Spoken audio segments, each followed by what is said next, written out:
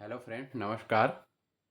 एक बार फिर मैं आप सभी को बीच में अपना एक नए वीडियो के साथ में प्रस्तुत हूँ। आज का वीडियो भी मेरा कल के वीडियो में जो मैंने आप सभी को बताया था, भारत सरकार के 7 मेगा प्रोजेक्ट। तो उसमें उस प्रोजेक्ट में जो दूसरा उसका पार्ट है, कल हमने बताया था डेडिकेटेड फ्रेट कॉरिडोर, जो कि लुधियाना से वेस्ट बंगाल के लिए ऑलरेडी बन के तैयार हो चुका है। वैसे ही उत्तर प्रदेश के दादरी से मुंबई के जीएनपीटी तक वेस्टर्न डेडिकेटेड कॉरिडोर, जिसका 2026 तक काम पूरा हो जाने की संभावना है।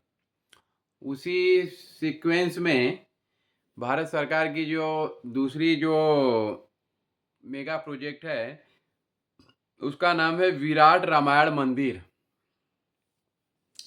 विराट रामायण मंदिर जो कि सबसे बड़ा रामायण मंदिर होगा, और ये जून 2023 में बनना शुरू हुआ।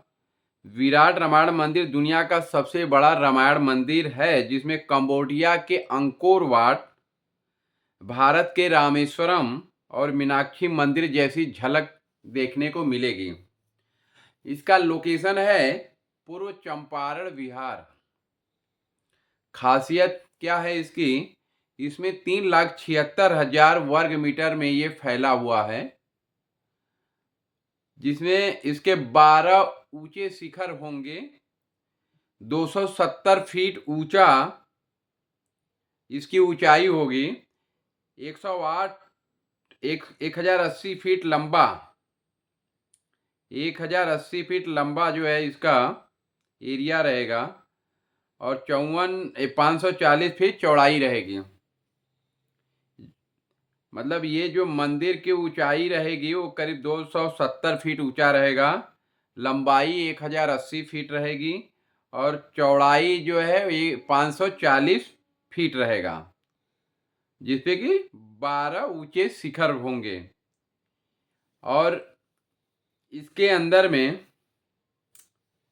22 मंदिर होंगे इस रामायण मंदिर के अंदर में, जो कि अलग अलग तरह के मंदिर होंगे उसमें। और इसमें एक साथ में 20,000 लोग बैठकर पूजा कर सकते हैं। इतना बड़ा मंदिर ये बनने वाला है, जो कि 2023 से बनना चालू हो गया है। इसको जो बनाने का जो संस्था है, उसका नाम है महावीर मंदिर ट्रस्ट पटना, जो कि जिसके हाथ में इस मंदिर का बनाने का संचालन है। शुरुआत 2026 के आखिरी महीनों तक, इस मंदिर की शुरुआत 2026 के आखिरी महीनों तक होने की संभावना है, और इसका बजट है 500 करोड़। तो इससे आम आदमी को क्या फ़ायदा होने वाला है, बिहार के लोगों को क्या फ़ायदा होने वाला है, उसके बारे में मैं बता देता हूँ कि जब कहीं पर भी कोई धार्मिक स्थल का रिनोवेशन होता है, या फिर उसमें सरकार कुछ अलग उसको जो है पब्लिक के बीच में उसको अलग ढंग से प्रस्तुत करती है, तो उससे वहाँ पे सबसे बड़ी चीज़ टूरिज्म, पर्यटन का जो है बढ़ना होता है। जब सरकार किसी चीज़ का एडवर्टाइजमेंट करती है या पब्लिक के बीच जो है कि ये बात की चर्चा होती है, तो ऑटोमेटिकली लोगों के बीच में भी उस मंदिर या उस चीज़ को देखने की जिज्ञासा बनती है। तो इससे इस मंदिर बनने पर बिहार में पर्यटन बढ़ेगा, होटल बढ़ेगा, दुकान, टैक्सी जैसे स्थानीय रोजगार पैदा होंगे। बिहार की अर्थव्यवस्था को मजबूती मिलेगी और बुनियादी ढांचे में सुधार आएगा। रामायण की विरासत को बढ़ावा देगा, लाखों श्रद्धालु आकर्षित होंगे।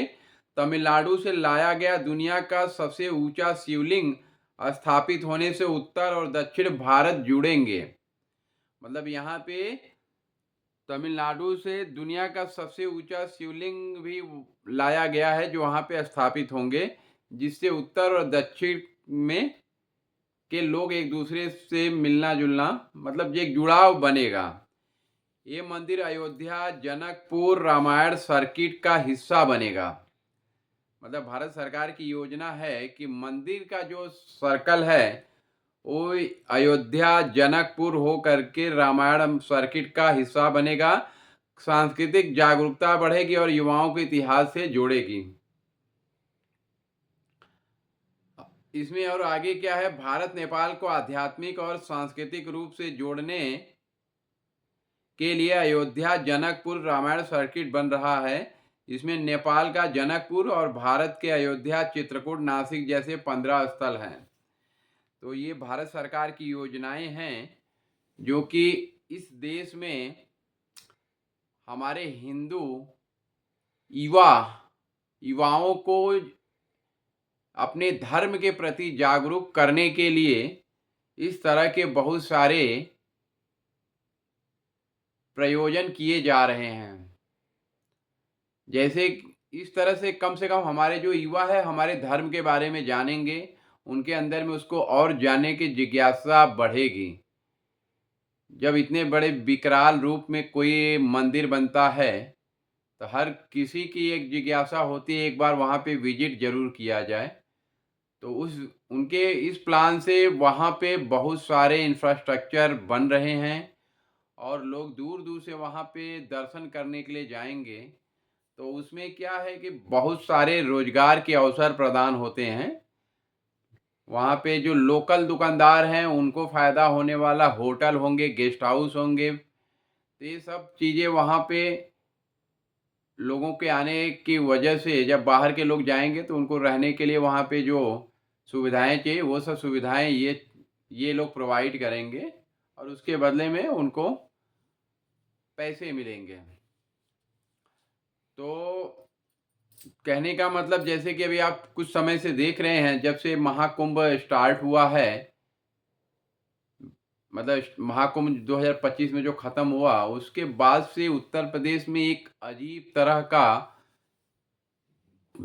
पर्यटन में एक बढ़ावा आया है। बढ़ावा मीन्स जब से अयोध्या मंदिर का इनॉग्रेशन हुआ तो ये उस समय तो ऐसा माहौल था कि लोग लोग नहाने के लिए प्रयाग जाते थे, त्रिवेणी, और उनके प्लान में अयोध्या और काशी विश्वनाथ दोनों था। ये प्लान बना के ही बहुत लोग जो है कि वहाँ पे गए, जिसकी वजह से उस समय उत्तर प्रदेश की जो जीडीपी थी काफ़ी ऊपर चली गई थी, क्योंकि 60-65 करोड़ पब्लिक जिस राज्य में राज्य क्या एक जिले में अगर 2-3 जिले में अगर पहुंच जाती है तो आप सोच सकते हैं कि कितना सारा जो है वहाँ पे इनकम जनरेट होता है। तो वैसे यूपी को वर्तमान सरकार ने टूरिज्म को बढ़ावा देने के लिए बहुत कुछ कर रही है और बहुत सारे लोग उसके प्रति आकर्षित भी हो रहे हैं। अभी रिसेंटली देखें तो 31st सेलिब्रेट करने के लिए लोग ज़्यादातर हिल स्टेशन या फिर कोई नियर बाई जो कंट्री होती है वहाँ पे लोग जाते थे। थाईलैंड हो, मॉरिशस हो, मालदीव हो, ऐसे जगहों पे लोग जाते थे 31st सेलिब्रेट करने के लिए। लेकिन इस बार 31st सेलिब्रेट करने के लिए लोग काशी विश्वनाथ वाराणसी गए। वहाँ पे ऐसा न्यूज आ रहा था कि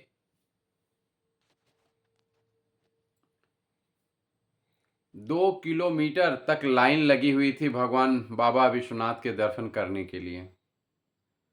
तो लोगों के अंदर एक अलग अलग ढंग की जो है चेतना जाग रही है देश के प्रति। ये सब एक्चुअली जो आपके देश का जो नेतृत्व है, उस नेतृत्व की वजह से ही ऐसी चेतना हर किसी के अंदर जागती है। अगर नेतृत्व आपका निष्क्रिय रहता है और आपके धर्म के बारे में अगर आपको नहीं बताता है, तो ये चीज़ें आपके अंदर कभी भी पनपती नहीं हैं। देश का माहौल भी वैसा ही रहता है, तब सभी जो है उस तरफ जाने के लिए लालायित होते हैं। तो आज हर जगह का जो माहौल है, तो ये हिंदुत्व को कैसे आगे लेके जाना है और उसके लिए उनके जो देवी देवता हैं, उनके जो आराध्य देव हैं, उनके प्रति एक सम्मान का भाव उनके अंदर हमेशा आता है। सरकार ने काफ़ी कुछ इस दिशा में काम किया है अपने लोगों को जगाने के लिए। तो मित्रों, आप सभी को भी सरकार के इस पहल में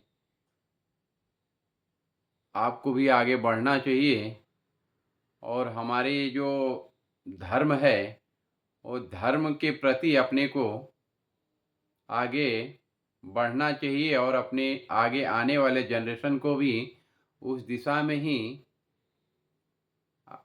आगे बढ़ने के लिए बताना चाहिए और उनको उसके बारे में, अपने धर्म के बारे में बताना भी चाहिए कि हमारे कौन से देवी देवता का क्या इतिहास रहा है, ताकि उनको पता चले और अपने धर्म के प्रति गौरवान्वित हों।